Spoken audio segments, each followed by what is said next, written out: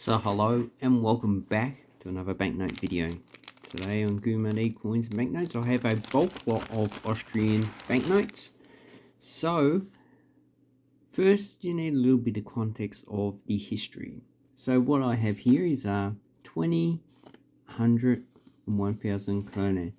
And these were issued both, one side has German and on the other side has Hungarian, for the Austria-Hungarian Empire.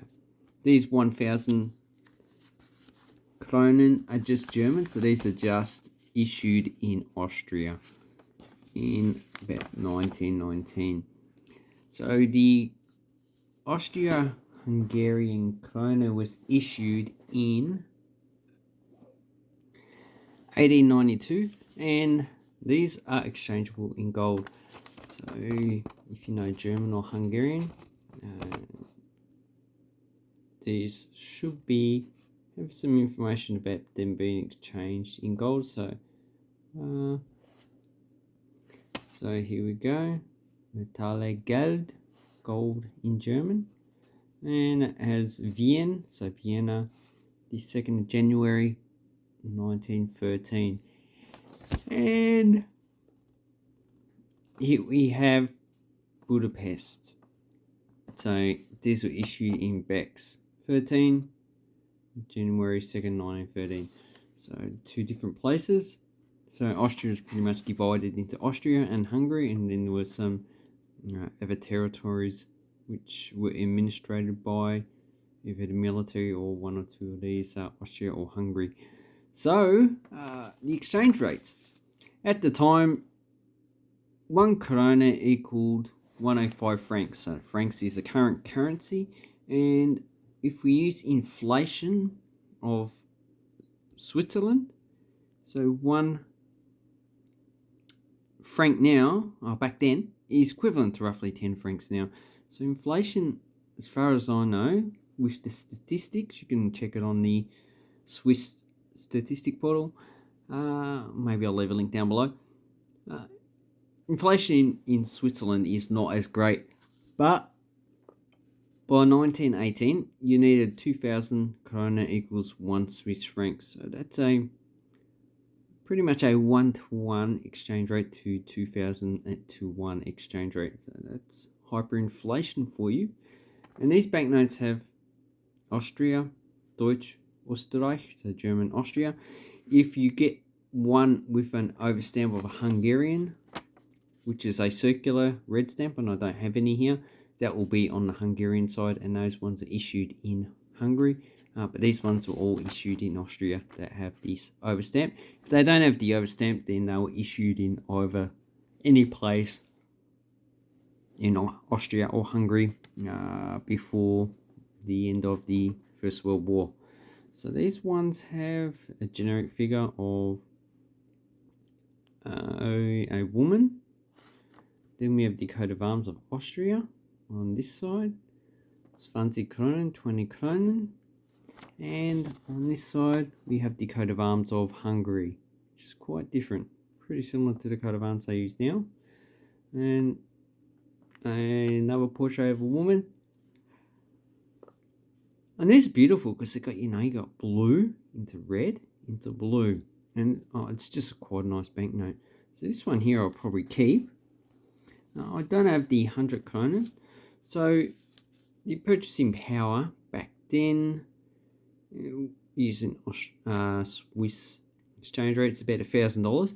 But these were exchangeable in coins, and gold has gone up a lot more than the actual inflation rate of Switzerland. So the 100 krone gold coin is roughly a value of about $2,600. So this would have been the highest coin they issued, the 100 kronen, and they issued it pretty much just before this, I think between 1909 and 1913. And this bank's dated 1912, and as you can see, it's in pretty poor condition. So this one's really not worth selling. Just sell it as a bulk lot like the person has done here to get rid of it. Once again, this guy's female, and the Austrian coat of arms. There are no watermarks on these banknotes, unlike the German ones at the times, which did. Here's a Hungarian side. So as you can see, this one has the imprint of being issued in Hungary. So that's the stamp that they issued for the Hungarian side. And when we compare it to the Austrian banknotes, you can see the difference. And there are counterfeits. So if these were not stamped with either of these, I presume that they were demonetized. So people counterfeited these stamps to revalidate these banknotes. So this one is going into my collection just as a space filler. And then I've got some others. So this one's probably worth about, between $4 to $10 depending on the grade. If they have damages like that, then it does reduce the actual value. And you can see, let's have a look at these all together. So this one's in pretty good condition. Probably $5 for that one. Then another one.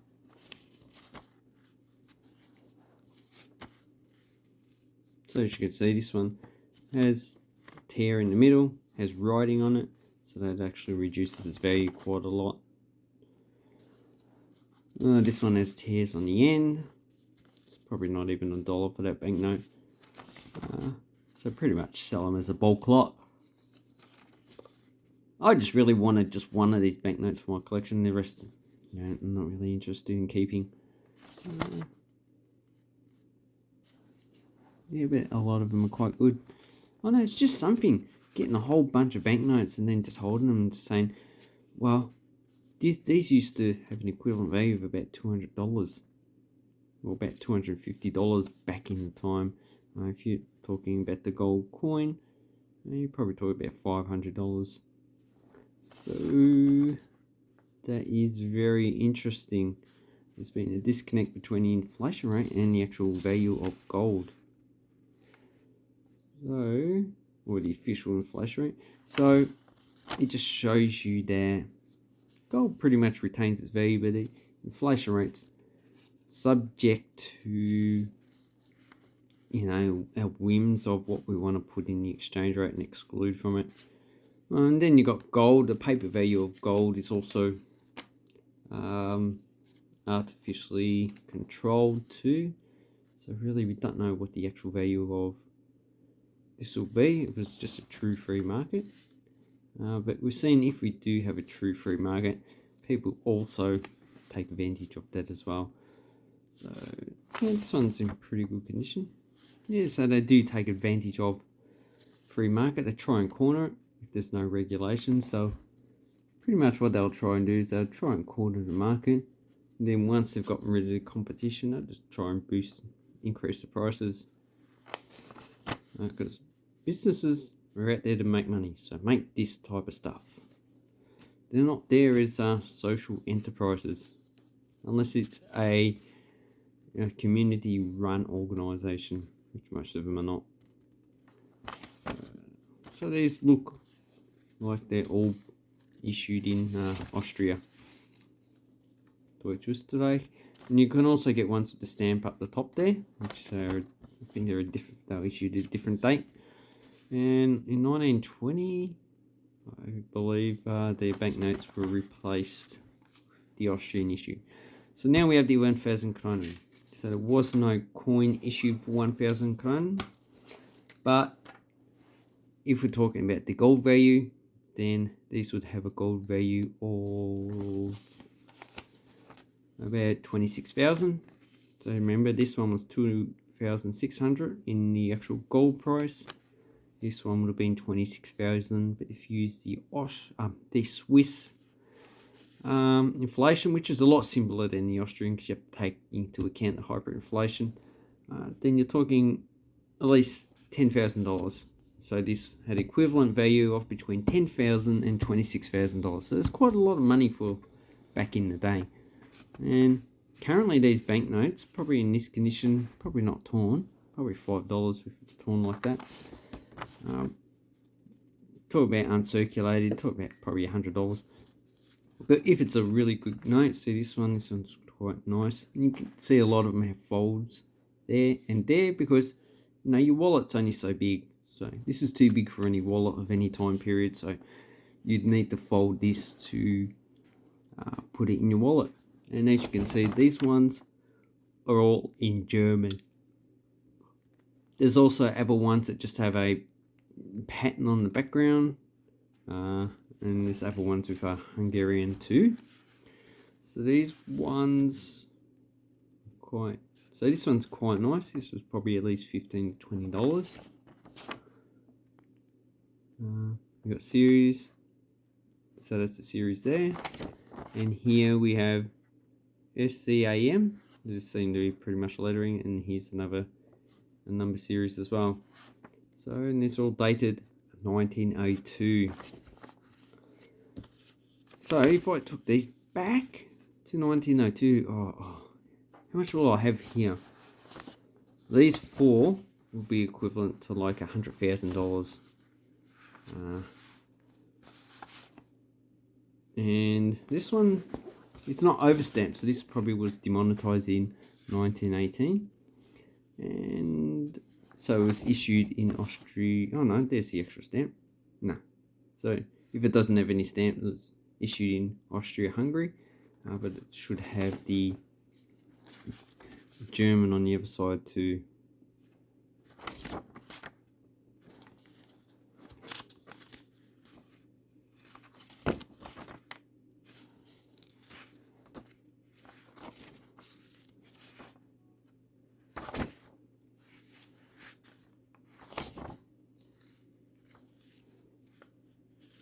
Previously I only had like 2 or 3 of these banknotes, you know. This all cost me $80. I think there's like 40 banknotes, so that's about $5 per banknote. Which, oh no, $2 per banknote. Sorry, my maths is not that good. So, like this one, if you sell this one for $15 to $20, I think there's 4 of them, 5 of them, and you pretty much made your money back. So this is pretty much how you buy and sell banknotes. You need to get the banknote for a good price in the first place to be able to sell them off again. A lot of these 1,000 kronen seem to be quite good. I think originally they had them at $100. No one was buying it, so I was just interested.